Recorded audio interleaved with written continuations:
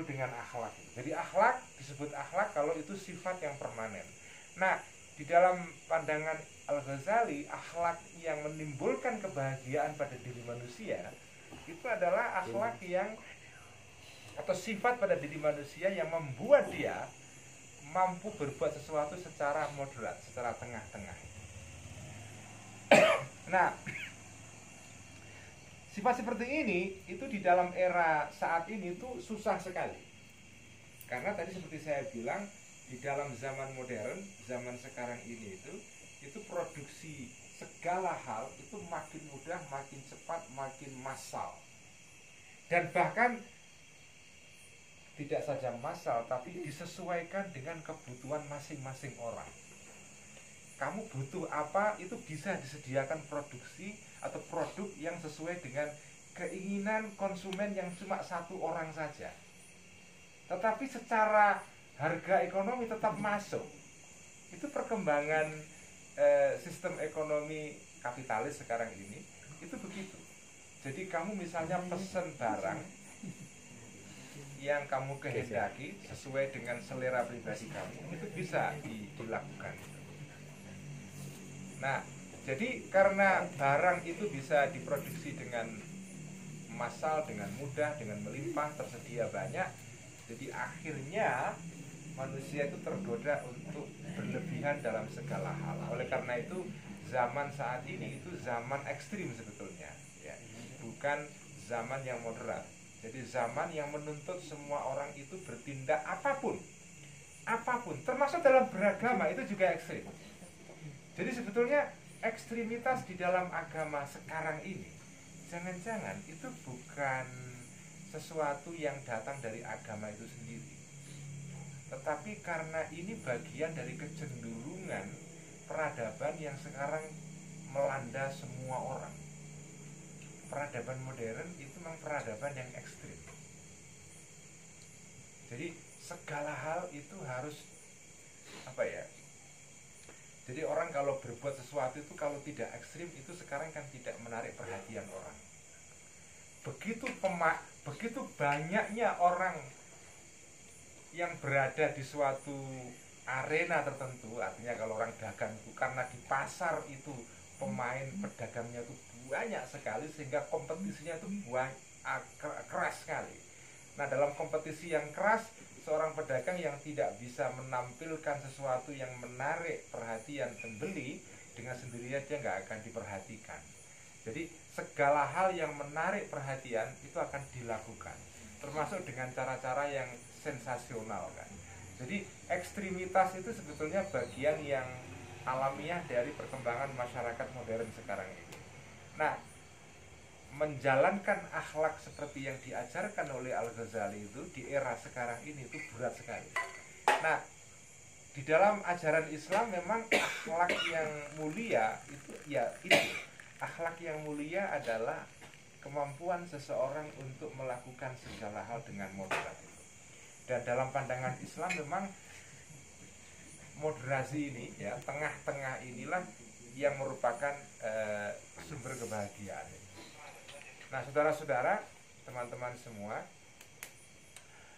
gambaran mengenai akhlak yang tengah-tengah ini ya, itu kalau di dalam sebagian ajaran para sufi-sufi, dalam para ahli tasawuf dalam Islam, itu digambarkan seperti begini. Jadi orang itu akan bisa hidup bahagia kalau orang itu di dalam hidupnya itu seperti atau ditamsilkan, dianalogikan dengan batu yang tegak di tengah-tengah padang pasir. Batu ini begitu kokohnya tegak di tengah-tengah padang pasir, pada saat terjadi badai, batu ini tidak terpengaruh, dia tidak bergerak, tidak berubah dari posisinya. Nah, orang yang bisa hidup seperti batu yang berada di tengah badai, di tengah padang pasir, tidak terpengaruh oleh badai yang berkecamuk di sekitarnya, orang yang bisa seperti itu, dia akan mencapai hidup yang bahagia. Karena dan ini mudah dikatakan tapi susah dijalankan. Jadi hidup dengan cara yang moderat itu mudah diajarkan, dinasehatkan, dimauidhahkan, tapi kalau dijalankan itu susah sekali. Karena itu yang disebut dengan filsafat Stoa itu ya, yang disebut dengan stoicisme atau Stoa itu.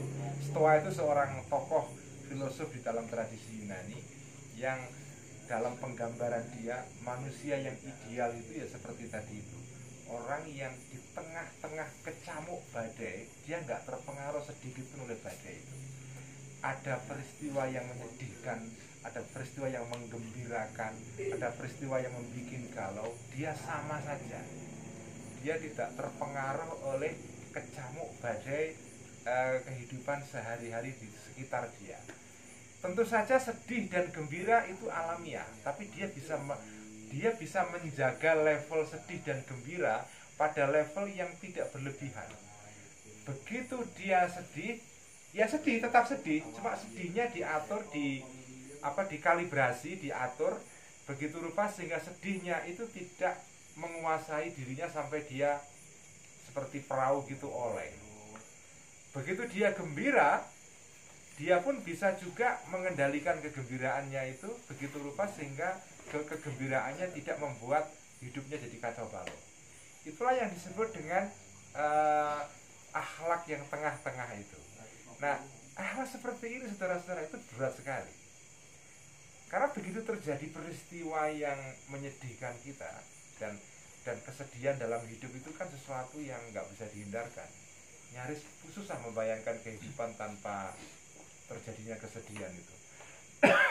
Apalagi jika kesedihan itu menyangkut menyangkut orang-orang yang terdekat dengan kita. Karena ada satu musibah yang menimpa orang-orang terdekat dengan kita, akan terjadi kesedihan itu. Atau kegembiraan selalu terjadi dalam kehidupan kita. Nah, menjaga kegembiraan dan kesedihan pada level yang tengah-tengah, tidak terlalu ekstrim, juga tidak ditekan sama sekali, tidak ada kegembiraan dan kesedihan juga tidak.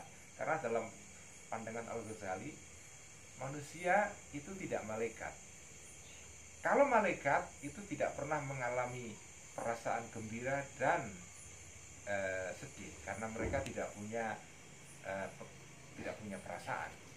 Sehingga malaikat itu sepenuhnya seperti batu tadi itu yang tidak punya perasaan sama sekali. Apapun yang terjadi dia nggak terpengaruh. Tapi manusia itu punya perasaan, sehingga begitu terjadi kesedihan dan kegembiraan pasti dia terpengaruh. Masalahnya bukan menekan kegembiraan atau kesedihan sampai ke titik nol, atau memaksimalkan kesedihan dan kegembiraan sampai ke level yang paling tinggi. Tapi masalahnya adalah bagaimana menjaga kesedihan dan kegembiraan itu pada level yang normal, di tengah-tengah itu. Nah, manusia yang bisa menjaga akhlak atau mencapai akhlak seperti ini dalam pandangan para sufi-sufi Islam, maka orang seperti inilah yang mampu mencapai hidup yang bahagia. Biasanya kesengsaraan dalam hidup itu kalau kita menjauhi titik tengah ini, memang itu selalu begitu.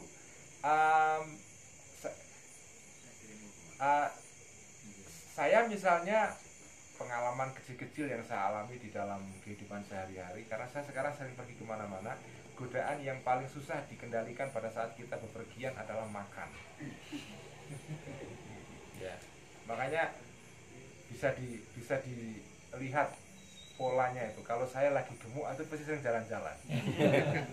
Begitu saya kok agak kurus, saya itu pasti proyeknya kurang. Di rumah nggak ada jalan-jalan, itu makanya bisa dikontrol kan. Tapi begitu sering jalan-jalan itu berarti saya gemuk. Karena di tengah-tengah perjalanan kita tidak sulit mengontrol, kita makan itu pada level yang moderat. Godaannya sangat besar sekali. Nah, makan yang kalau Anda sudah pada level umur di atas kepala 5 itu, dimana sistem metabolisme tubuh kita sudah mulai nggak bekerja dengan normal. Begitu kita makan sedikit itu langsung langsung tidak bisa diserap oleh tubuh kita, menjadi lemak itu.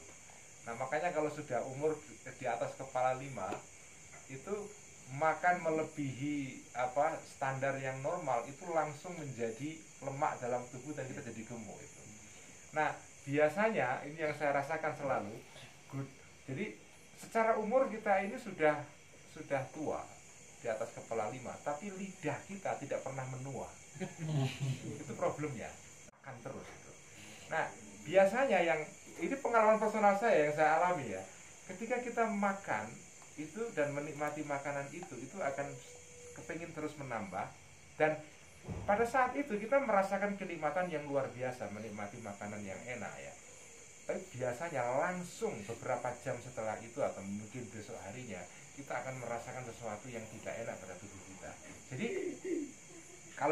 Jadi kalau pengalaman kecil soal makan ini kita besarkan dalam pengalaman hidup yang lebih luas, kenikmatan yang kita nikmati melebihi standar yang moderat itu pada saat kita nikmati itu menimbulkan kesenangan yang langsung bisa kita nikmati pada saat itu, tapi tidak lama setelah itu pasti akan menimbulkan situasi atau perasaan tidak enak, tidak nyaman, tidak bahagia itu. Nah, saya ingin memaknai doa yang sering kita ucapkan pada saat selesai sholat, yaitu Rabbana atina fid dunya hasanah wa fil akhirati hasanah itu saya maknai sebagai ya Allah, berilah kita hidup itu yang nyaman. Jadi hasanah itu sebetulnya adalah ya kalau terjemahan selama ini kan artinya kebaikan. Tapi saya menerjemahkan dalam kerangka ajaran tadi Imam Ghazali, ajaran hasanah itu artinya hasanah dalam hidup sekarang itu atau juga nanti di kehidupan di akhirat. Hasanah itu artinya adalah berilah kami hidup yang nyaman. Nyaman itu apa? Nyaman adalah kehidupan yang di situ tidak ada situasi yang membuat kita sengsara atau nggak enak atau nggak nyaman, nggak convenient. Makan enak. Jadi makan enak kan ada dua, makan enak sekaligus dengan cara berlebihan, memang enak tapi enak yang instan, tapi setelah itu tidak enak. Nah, enak yang sesungguhnya, hasanah yang sesungguhnya itu adalah hasanah yang tidak instan, hasanah yang kita peroleh dalam waktu yang panjang.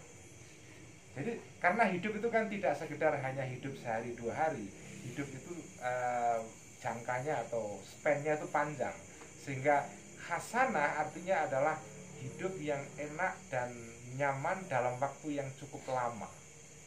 Dan itu dalam pandangan seorang sufi seperti Al-Ghazali itu tidak bisa dicapai kecuali dengan melakukan sesuatu, apapun sesuatu itu dengan cara yang moderat, dengan cara yang tawassut itu, dengan cara yang iktidal, yang sekarang disebut dengan Islam moderat atau moderasi beragama. Kalau saya menerjemahkan moderasi beragama itu tidak semata-mata soal HTI, soal Salafi, soal seperti itu. Ya oke itu, tapi bagi saya justru moderasi beragama yang jauh lebih penting adalah menerjemahkannya dalam kehidupan sehari-hari yang kecil-kecil. Karena pada level kehidupan seperti itulah sebetulnya kita membutuhkan moderasi itu. Karena ekstremisme itu sebetulnya tidak hanya terjadi pada level ideologi, tapi pada level praktek kehidupan sehari-hari itu kita seringkali ekstrim itu. Dan coba kita bayangkan ya, ekstremitas dalam hidup sekarang ini itu harganya mahal sekali. Harga yang mahal yang harus kita bayar adalah rusaknya habitat alam kita. Menurut saya gini, kehidupan yang serba ekstrim itu di era modern itu membutuhkan energi yang besar. Memproduksi makanan sebanyak itu kan diproduksi dengan mesin. Pakaian yang kita pakai secara berlebihan karena murah itu juga harus diproduksi dengan mesin. Mesin itu bergerak tidak ada lagi dengan energi. Energi selama ini masih kita bergantung kepada energi yang sifatnya fosil. Energi alternatif sekarang masih persentasenya masih kecil sekali. energi yang dipakai manusia modern sampai sekarang, saya nggak tahu berapa persentasinya Mas Taufik ya. Banyak. Ini yang ngerti. 80% masih? Hah? 80%? Masih di atas itu. Seperti atas itu ya. Ya taruhlah 85%. Energi yang dipakai manusia modern itu masih energi fosil. Energi fosil yang kita pakai, ya batu bara, minyak dan segala macam itu kan sebetulnya energi yang untuk menggerakkan mesin yang memproduksi barang-barang kebutuhan kita ini. Mulai semua barang yang dijual di Alfamart, di Indomaret, itulah barang-barang yang diproduksi melalui mesin yang digerakkan energi itu. Dan itu semua adalah mesin-mesin yang rakus sekali menghabiskan energi fosil, yang pada akhirnya merusak habitat alam kita itu. Nah, jadi harga hidup yang menjauhi akhlak yang moderat ini adalah kerusakan alam sebetulnya. Jadi makanya saya ingin menarik istilah moderasi beragama yang sekarang dikampanyekan oleh Kementerian Agama. Itu kan sekarang proyeknya adalah moderasi beragama. Saya ingin menarik di luar masalah ideologi keagamaan, soal PKS, HTI, Islam Nusantara dan segala macam. Oke lah, itu oke, kita semua selesai dengan itu. Tapi menurut saya ada hal yang jauh lebih penting untuk kita perhatikan, yaitu cara hidup modern yang menjauhi akhlak yang moderat. Yaitu kita cenderung hidup akhir-akhir ini, atau bukan akhir-akhir ini ya, dalam 1 abad terakhir ini itu manusia itu hidup dengan cara berlebihan, atau dalam bahasa Al-Quran itu adalah kita hidup dengan cara israf gitu. Dan israf kita itu makin hari makin naik levelnya. Yang dikatakan israf pada tahun 70-an untuk standar sekarang ini itu kecil banget, itu sudah nggak lagi israf. Dulunya pada tahun 70-an punya mobil mobil satu itu sudah mobil satu 3 brilian Ya. Itu sudah israf. Sekarang ini mobil satu itu belum apa-apa itu ya, satu rumah mobilnya 2 bisa 3 itu pun. Ini punya 6 ini. Jadi israf itu, jadi indeks israf ya, indeks israf itu naik terus menerus dari 1 tahun ke tahun yang berikutnya. Artinya apa? Artinya potensi manusia dengan israf yang makin meningkat indeksnya itu untuk merusak habitatnya itu juga makin tinggi sekali dari tahun ke tahun, dari dekade ke dekade, dari abad ke abad gitu. Sehingga ya ujung paling besarnya secara kosmik ya fenomena yang disebut dengan climate change, perubahan iklim, di mana dalam 100 tahun terakhir ini terjadi kenaikan suhu bumi kita yang ya antara 1-2% misalnya dari 1 abad sebelumnya. Yang itu kalau ya 1-2% itu angka yang kecil, tapi kalau diterjemahkan dalam kerangka iklim global itu bisa berarti melelehnya kutub utara, dan itu bisa membuat level laut kita naik, dan itu akan menenggelamkan bagian-bagian di pinggiran pantai di banyak pulau itu, sehingga akan mengancam habitat hidup manusia. Jadi artinya yang kita sebut dengan akhlak moderat atau hidup yang moderat atau moderasi beragama itu, kalau kita besarkan skalanya dalam konteks yang lebih luas, itu sebetulnya mempunyai relevansi yang besar justru di era sekarang.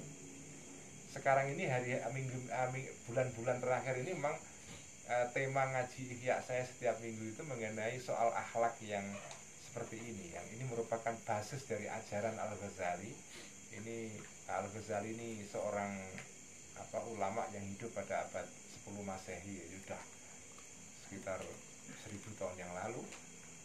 Tapi ajaran dia menurut saya sampai sekarang masih relevan, yaitu tadi itu, inti akhlak adalah melakukan segala sesuatu di tengah-tengah. Jadi kalau misalnya kita mau mendefinisikan apa itu hidup yang berkualitas.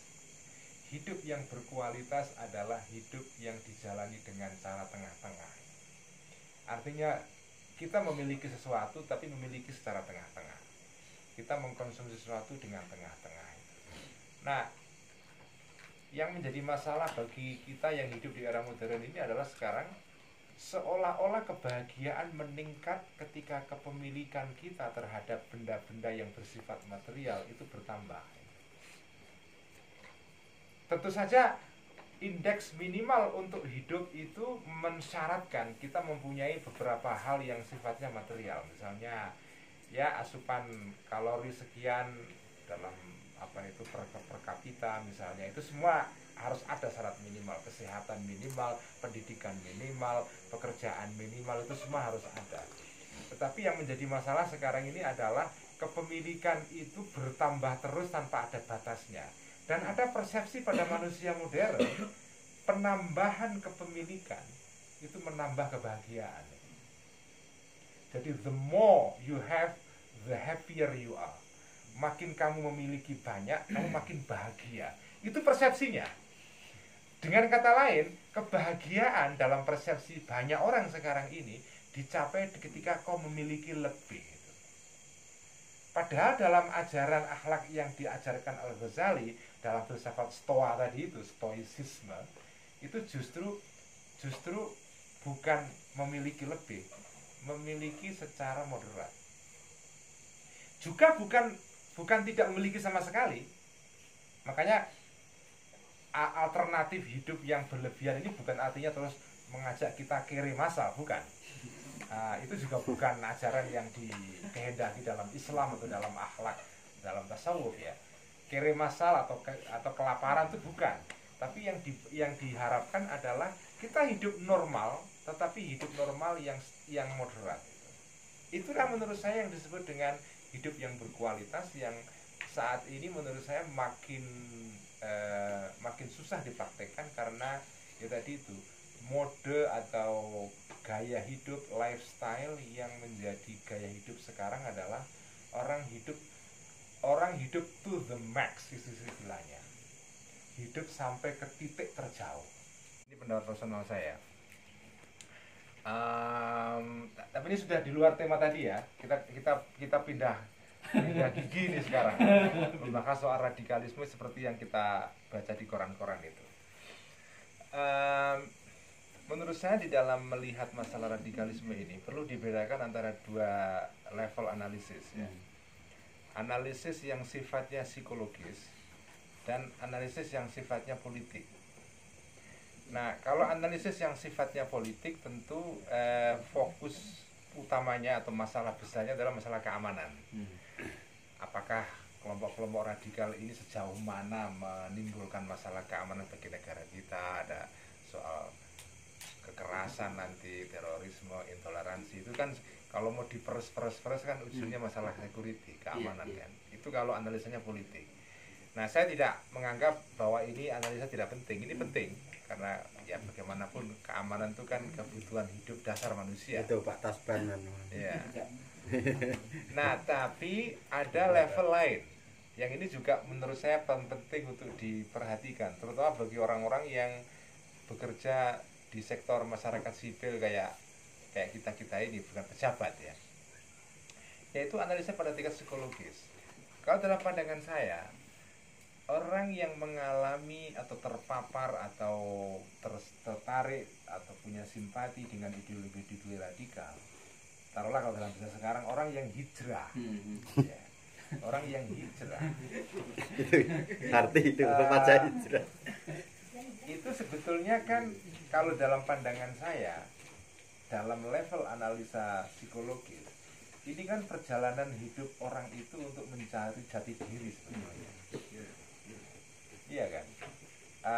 Jadi ketika ada anak milenial hijrah, itu bisa kita analisa berdasarkan dua pendekatan. Ini pendekatan keamanan politik, oke, itu sudah biasa. Tapi kita juga harus ngerti bahwa ini anak-anak yang hijrah ini sebetulnya sedang mencari apa. Itu juga pertanyaan yang penting. Nah, banyak orang yang hijrah ini sebetulnya itu orang-orang yang sedang menjalani proses normal saja dalam hidup untuk mencari jati dirinya. Ada beberapa pengalaman yang menarik sekali. Teman-teman yang hijrah ini itu pada satu titik mereka kemudian balik lagi ternyata. Dan ketika dia sudah balik lagi menjadi tanda kutip manusia normal misalnya, itu justru jauh lebih keren karena dia sudah pernah mengalami pengalaman seperti ini. Saya ingin memberikan contoh kasus yang sangat menarik, dan saya sebut nama saja karena orangnya ini sekarang jadi nama yang muncul banyak di media sosial. Ada anak perempuan dari Jogja, sekarang di Jogja dia, namanya Kalis Mardiasih. Ini sosok nama yang sangat sekarang populer di media sosial, di Twitter, di Facebook, di Instagram ya. Dia ini adalah juru bicara anak milenial sekarang. Nah, masih muda sekali, baru nikah kemarin. Dia dan suaminya namanya Agus Mulyono itu dulunya adalah aktivis PKS. Bahkan kalau yang Kalis ini adalah HTI dulu. HTI pindah PKS, kemudian dia tidak puas keluar dan sekarang justru menjadi aktivis gender feminis yang sangat keren sekali dengan artikulasi yang bagus sekali. Tapi ketika dia berceramah tentang soal bahaya radikalisme, soal pentingnya toleransi, tentang apa itu feminisme segala macam, itu jauh lebih kena karena dia pernah punya pengalaman. Jadi pengalaman hidup dia ketika dia mengalami hijrah dulu itu membuat suara dia jadi otentik. Yang itu tidak dipunyai oleh orang-orang yang tidak pernah mengalami pengalaman ini. Jadi kadang-kadang pengalaman hijrah itu pengalaman yang jangan kita pandang sebagai pengalaman yang berhenti di situ. Karena manusia itu berproses. Jangan-jangan itu pengalaman sementara orang bersangkutan dalam rangka mencari jati diri anaknya itu. Ini kan anak muda kan biasa bereksperimen dengan ideologi, dengan dengan filsafat, dengan pandangan hidup. Nah, jadi kita sebagai orang yang di luar diri dia, kita sebagai pengamat harus melihat fenomena hijrah secara personal ini kita pandang sebagai perjalanan anak bersangkutan untuk mencari jati dirinya sebagai manusia yang itu bisa berproses dalam waktu yang lama, tidak berhenti di situ, dia pada satu titik bisa keluar dari sana. Nah, kalau kita memandang fenomena hijrah dengan cara begitu, itu kita punya simpati sebetulnya. Tapi kalau kita memandangnya semata-mata secara analisa politik dan keamanan, itu kita akan penuh dengan kecurigaan. Nah, makanya saya kepingin mengembangkan dua pendekatan ini sekaligus. Pendekatan politik keamanan, tapi juga pendekatan personal psikologis. Nah, pendekatan kedua ini menurut saya itu mengimbangi yang pertama. Nah, kalau kita gini, pendekatan yang pertama itu mudah dipolitisir untuk kepentingan apapun lah. Nah, pendekatan kedua itu tidak mudah dipolitisir. Karena itu justru pendekatan yang membuat kita memahami, bukan menghakimi gitu. Nah, saya mengajak teman-teman untuk mengambil perspektif ini juga ketika melihat fenomena hijrah ini. Masuk nggak? Jadi ingat ini filosofi atau ajaran yang pernah disampaikan dan selalu disampaikan oleh almarhum Kiai Haji Tolha Hasan yang dulu pernah jadi Menteri Agama di era Gus Dur dan tokoh penting dalam NU, mendirikan Unisma di Malang ya. Sudah wafat sekitar setahun yang lalu ya. Kiai Tolha Hasan itu ajarannya yang disampaikan dalam setiap ceramah dan pengajian dan segala macam itu sederhana sekali.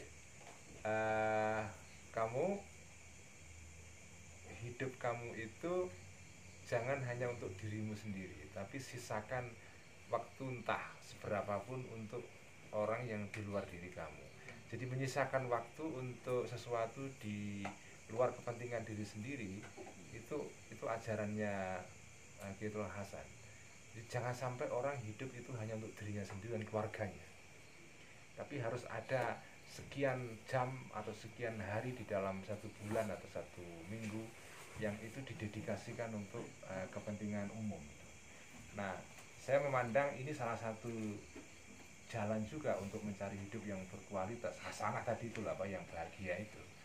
Jadi biasanya gini, ketika orang melakukan sesuatu yang manfaatnya itu di atas kepentingan dia sendiri, manfaatnya menyebar untuk banyak orang, itu biasanya akan menimbulkan kepuasan yang jauh lebih besar daripada kalau kita melakukan sesuatu yang untuk kepentingan kita dan keluarga kita. Meskipun dorongan untuk melakukan sesuatu yang hanya untuk kita dan untuk keluarga kita itu jauh lebih besar. Dan itu alamiah sebetulnya, karena itu kan kayak apa ya? Ya naluri alamiah sebagai makhluk lah. Kita mempertahankan diri kita dan keluarga kita, karena kita sebagai manusia itu eksis karena itu. Tapi kalau yang kita lakukan dalam hidup itu berhenti pada level itu pasti kebahagiaan kita terbatas. Tapi begitu kita melakukan sesuatu untuk sesuatu yang jauh lebih besar daripada diri kita, itu kita akan menemukan kebaikan yang besar itu. Nah, ini yang menjelaskan menurut saya kenapa banyak orang-orang itu yang berani mengambil resiko dalam hidupnya. Anak-anak yang hijrah itu sebetulnya itu kan sedang mengalami satu fase di mana anak itu kepingin berarti bagi sesuatu yang lebih besar daripada dirinya sendiri. Karena dia melihat ya di sekitarnya orang hanya melakukan sesuatu untuk kepentingan personal ya. Orang memburu kepentingan pribadinya. Itu kan sebetulnya fenomena yang sekarang kita lihat secara dominan dalam masyarakat kita ya. Nah, anak-anak muda yang seperti ini, yang hijrah ini, itu sebetulnya mengalami semacam kemuakan sebetulnya dengan situasi sosial di mana orang kok hidupnya kok hanya memburu kepentingan dirinya sendiri, itu apa gitu kan. Dia tidak menemukan sesuatu di situ. Saya pernah diceritai oleh teman yang saudaranya itu ikut kelompok Salafi Wahabi. Kata teman saya ini, Mas, keluarga saya ini sepupunya atau apa gitu, adiknya sepupu, itu dia mengaku kepada saya, ketika saya ikut gerakan ini, saya itu kok baru merasakan diri sebagai orang muslim. Dulunya ketika, ya saya dulu muslim Mas, kata adiknya ini, tapi ya muslim biasa-biasa aja kayak orang lain itu loh. Tapi begitu menjadi Salafi itu turning point, perubahan besar dalam hidup saya adalah saya merasa sebagai muslim. Nah, pengalaman seperti ini menurut saya pengalaman yang penting dalam hidup manusia. Makanya saya selalu mengajak teman-teman untuk melihat orang-orang yang hijrah, apapun hijrah, membantu orang-orang miskin atau hijrah sekedar ini, itu saya ingin kita mengembangkan pendekatan yang simpatik, karena ini orang sedang mencari jati diri, berproses dan menemukan sesuatu. Nah, selama orang dalam hidupnya tidak pernah mengalami fase ini, itu hidupnya itu hambar banget, flat saja, datar gini ya. Begitu kita pernah mengalami pengalaman ini, itu nanti setelahnya itu kita akan melihat dunia itu dengan mata yang beda. Saya ke Bandung ini itu dari Pekalongan. Di Pekalongan kemarin saya sowan ke Habib Lutfi bin Yahya yang terkenal itu ya, ketua Jamiah Thorekoh Mu'tabarat Jatman itu, perkumpulan Thorekot NU. Habib Lutfi itu ketika saya sowani ya bicara banyak, tapi salah satunya yang menurut saya relevan untuk saya sampaikan di sini adalah bahwa yang penting pada diri manusia itu adalah mafahim. Mafahim itu adalah cara pandang. Karena begitu cara pandangnya itu tepat, itu enak. Jadi misalnya tadi ini Mas Toha ini bertani, menanam apa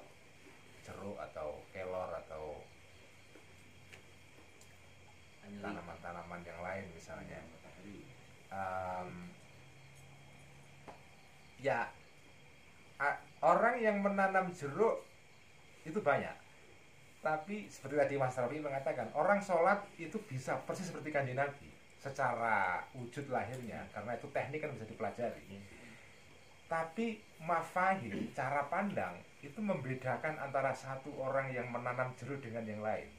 Antara orang yang sholat A dengan B jadi berbeda karena cara pandangnya. Ini saya ambil contoh yang lain yang sederhana.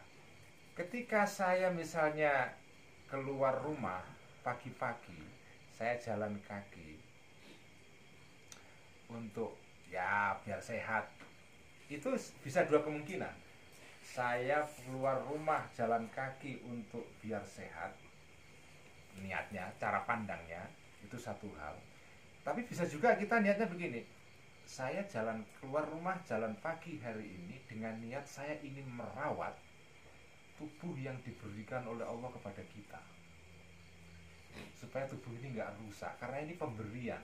Setiap pemberian harus dirawat.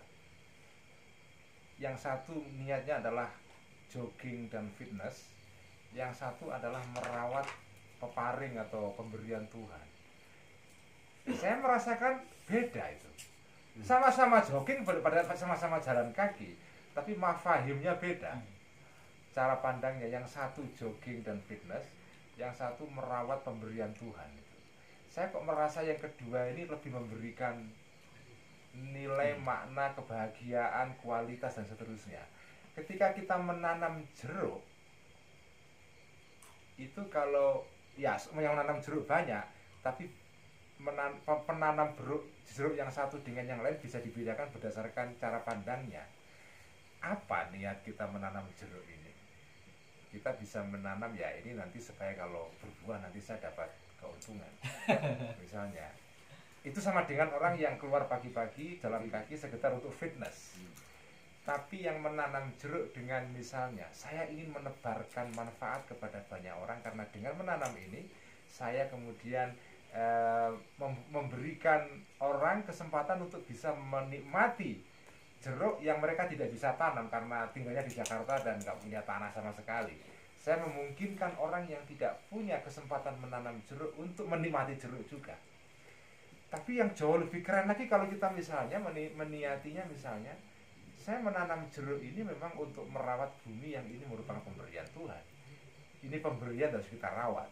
Karena cara kita bersyukur kepada pemberi kita adalah dengan cara menggunakan pemberian itu.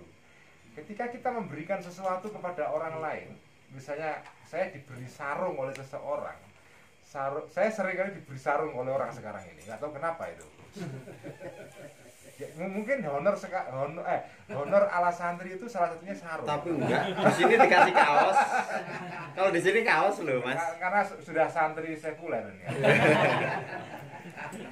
Nah, ketika orang memberi sarung kepada saya, terus saya pakai, apalagi dalam satu kesempatan yang besar gitu, itu seneng banget. Dia ditelepon itu, Mas terima kasih ya dipakai sarung saya bangga banget itu.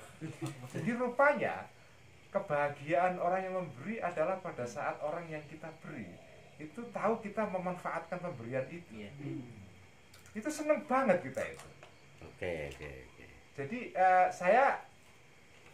kalau saya menanam atau saya olahraga atau apa, saya selalu meniatkan tindakan saya ini adalah merawat pemberian sang pemberi. Dengan begitu yang memberi itu merasa, kalau bahasa agamanya ridho. Ridho itu apa ya? Seneng.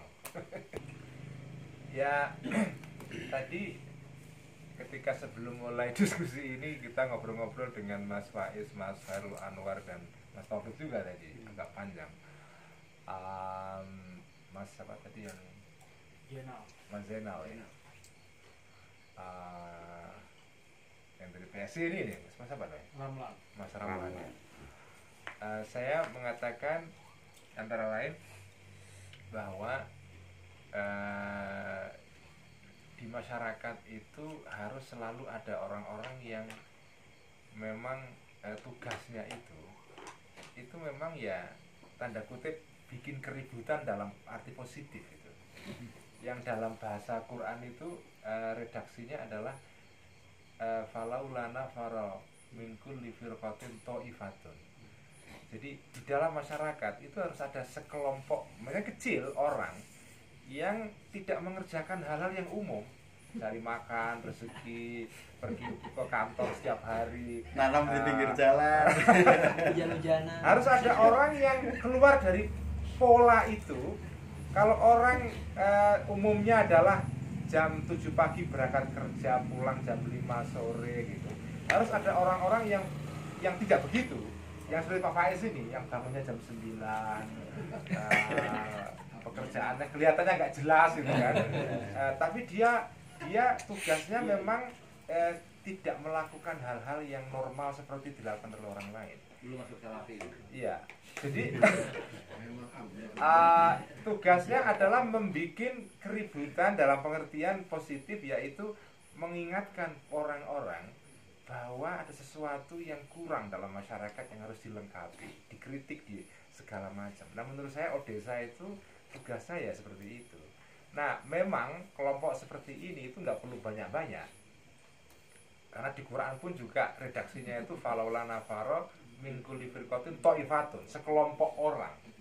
Sedikit, tapi sedikit ini adalah critical mass, apa ya, satu massa kecil tapi yang kritis sekali. Jadi artinya kritis itu dalam fisika, begitu dia berubah itu mengubah konstelasi.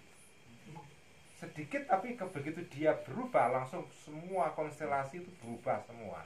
Kan ada orang yang walaupun sendirian, begitu dia hadir di sebuah tempat langsung berubah situasinya. Ada orang yang ya datang kemanapun, ada atau nggak ada, keadaan nggak berubah apa-apa. Ada ya begitu keadaannya, dia pergi juga begitu juga gitu. Ada ya toh di hutan jadi rusak gitu kan. Nah, harus ada orang-orang yang keberadaannya itu walaupun sedikit mengubah konstelasi. Nah, Odesa itu tugasnya adalah ini, dalam bahasa Inggrisnya itu game changer itu ya, mengubah, mengacau memang, tapi positif ya, mengacau positif. Nah, masyarakat kalau nggak ada begitu nggak asik gitu. Perubahan masyarakat terjadi karena ada orang-orang yang berfungsi sebagai tadi itu falaulana faro min kulli firqatin ta'ifatun.